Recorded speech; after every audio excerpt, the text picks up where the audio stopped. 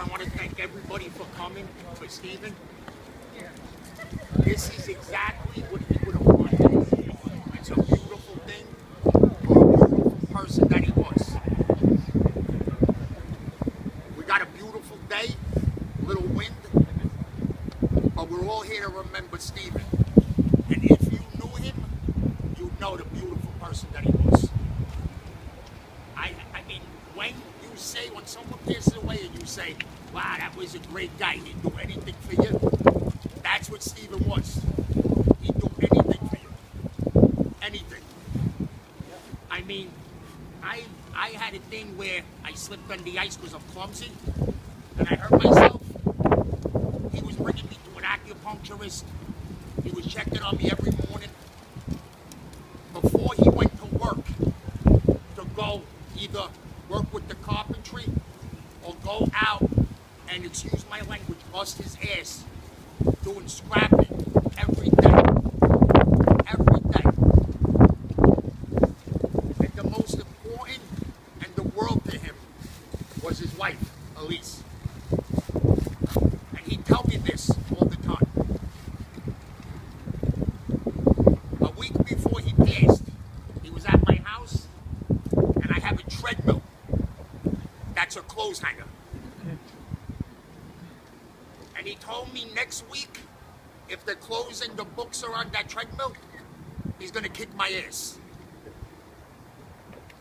I took the clothes and the books off the treadmill. I didn't get on it yet. But I will get on that. And it's just the beautiful person that he was. I couldn't give him justice. So I'm just gonna try my best.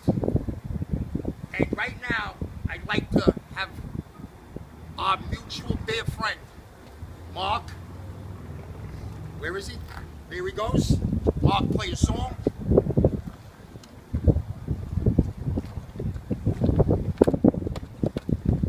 We actually have musicians here. It's a beautiful thing. Steve passed through a couple of religions in his time. I knew him, he was a nice Jewish boy, then he was a Buddhist, then he was a born-again Christian, then he was back to being Jewish, and an atheist a little too. I'm going to play a wonderful song called Jesus Just Left Chicago.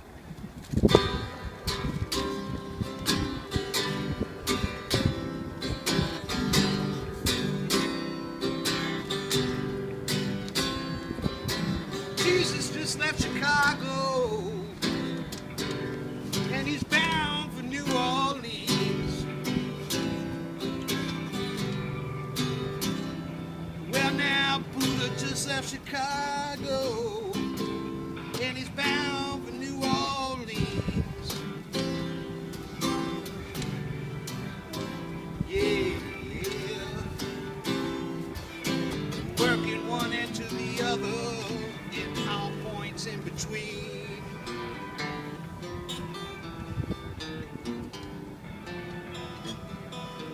Took a jaunt through Mississippi, muddy water turned to wine.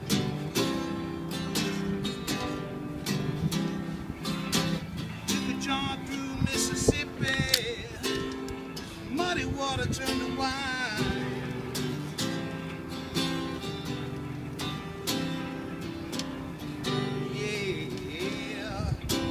Then out to California, to the far side of the pines.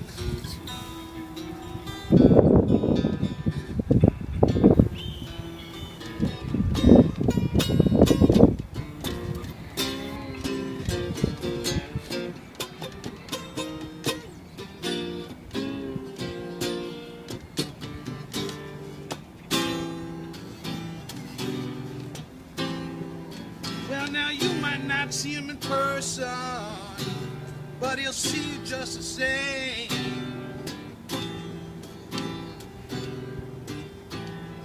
Well, now you might not see him in person, but he'll see you just the same.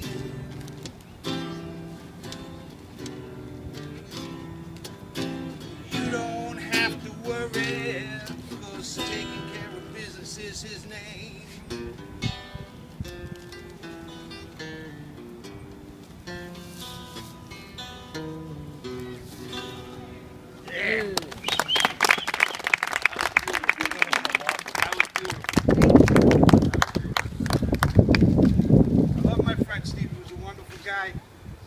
Was in 3rd grade with him in PS 200. Grew up together, hung out together, got in trouble together. He worked for my family for a lot of years. They were very sad when they heard he passed as well. And it seems like only good to die young. Yo, that was beautiful. That was beautiful. Talking about Stevie working. Anything Stevie did, he did with pride. Any job, big or small. If you asked him to do anything that involved anything with carpentry, anything, he'd try electrical. And I personally believe he wouldn't burn your house down. But he was such a giving person, and he was a very hard worker. Besides scrapping and working carpentry, he also took care of 2 lots, parking lots. And somehow, between all this and doing the 2 parking lots, he was able to smile every day. Every day. I could hear him saying to me, "What's up, Mr. G?" which what he would call me for the last, year. And, because I'm gorgeous. That's why. That's why. And one day, and before I forget, he had a dog, Shay Shay. That was a great, great dog. And me and him also had this mutual thing where we are extremely, ridiculously in love with our animals. It's a crazy thing. But when Shay Shay passed away, as much as it hurt him, my dog got sick like maybe a month later. My dog had a stomach thing. Stevie came to my house, went with me to the vet, and made sure my dog was going to be okay. Told me the next day he was going to come with me to check on again. And he also gave me a great veterinarian. He used to come to my house sometimes, not even to see me, to see my dog. And he'd tell me this. He said, I come to see good dog, not you. This is the type of person he was. Like I said, he took care of 2 lots. One day it was like 8 degrees out. There was about 4 inches of ice like this. And he had to chop all this ice. About 8 o'clock at night, I'm walking my dog and I see him. This is about the only time I could tell you Stevie wasn't happy. He would usually go up to my dog and be like, "Boy, dog," and play with him. This time, I said, "What's up, Stevie?" And he didn't even hear me. He was throwing salt like this. Throwing salt like an angry old man. But, you know what? About 10 minutes later, he was the happy guy that I always know. At the worst times, he'd still have a smile for you. A good word to say would help you with anything. He got my lazy ass to go to an acupuncturist that I would procrastinate everything. But he dragged me there. He'd take me on a Sunday morning, come get me, and drive me there. Now, the acupuncturist was closed, and there was a Chinese sign that we couldn't understand, but he still did that. It's just the wonderful, beautiful person that he was. I couldn't even really do it justice. I mean, it's just an incredible thing that I had this type of person in my life. And I just try to remember the good, beautiful, hot guy that he was. That is not here no more. And it hurts all of us that he's not here no more. But I can sit and actually think about him and just laugh out of nowhere about a lot of stuff. He was the type of person that if you had him in your life, you were lucky. And he felt the same way about you all the time. Anytime, anybody who he was with, he made you feel like you were number one in his life. Always. The most unselfish person, no matter what he did. And like I said, he took pride in everything he did. He just built an office that the thing came out so beautiful.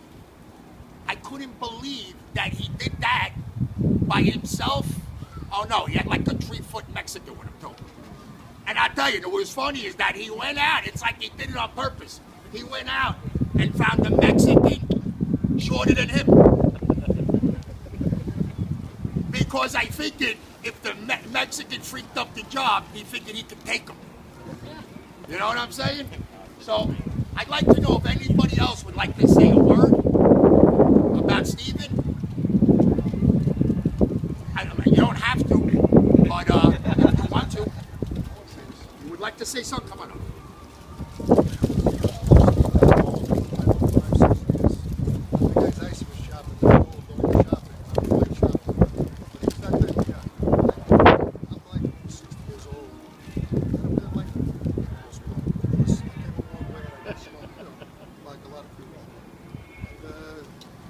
Want to make new friends, but I'm glad I ran into Steve because he was such a good guy that now I think there's hope that I could meet other people that are like him and have other friends. Since I got only a handful of friends, and I really made a friends with someone else. He's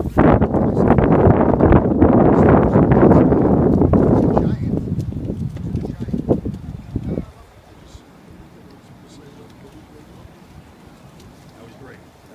Thank you. Thank you. Thank you. And that just made me think of another story. Another story about Steve. There's this guy, and everybody know Bayview Manor? Everybody know Bayview Manor? Okay, it's the home for the not criminally insane. Is that a good way to put it? Not criminally insane? Because they like to roam all over the place. You know, you see them at 5 in the morning, looks like dawn of the day. But there's this one guy that stands on the corner every day, stands on the corner. His name is Joe Hot Dog.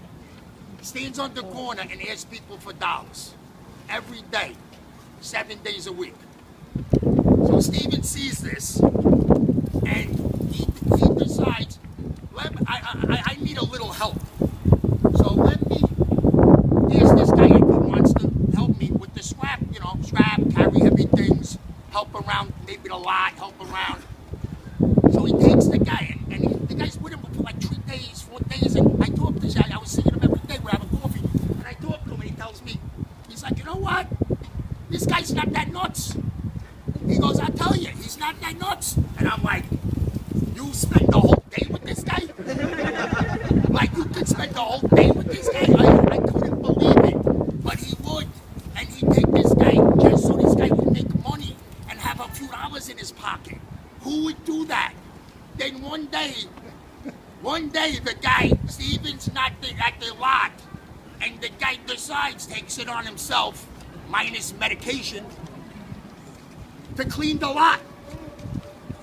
So he goes to go take everything from 1952 to present in back of crevices and everything in the lot and puts it in the middle of the lot.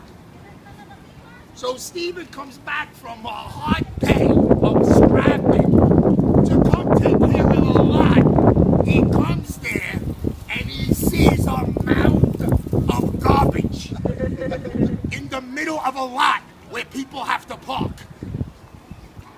So instead of running the guy over, which most people probably would have did after scrapping all day and seeing this mound of 1952 to 2014 garbage, he says to the guy, Joe, what did you do? What did you do? The guy says to him, I recycled. And he's like, what are you recycling, Joe? You gotta put this back. He's like, no. And he's like, Joe, you better put this garbage back. And he goes, no. So, I think the story goes, he frustratingly slapped his hat off his head, the guy, and Stevie fired the guy, which I can't believe he lasted a week with him. He should have got a medal for that. And Stevie went and took all that garbage and cleaned it up with the lunatic from Bayview Manor did. He went and cleaned it up. Well, I didn't want to say that. I want to make like guys. But yeah, but I didn't really want to say that. But being that he said it, okay, he threw the guy a beat. He threw the guy a beat, all right? Yeah, he threw the guy a beat, all right. But he also tended to clean the whole thing. And you want to hear the craziest part of a crazy situation? About a week later, the guy disappeared for like a week. And Stevie was worried about him. He was worried about the guy that just made his day 10 times harder. He worried about him. He says, hey, you see Joe, I was actually angry at the guy. I cut him off. I wouldn't give him another $1 for like 2-3 weeks. But he was asking how he is. And he actually said, you know what? And I cut him off. I said, don't ever freaking do nothing with that guy, please. This is the type of guy Stevie was.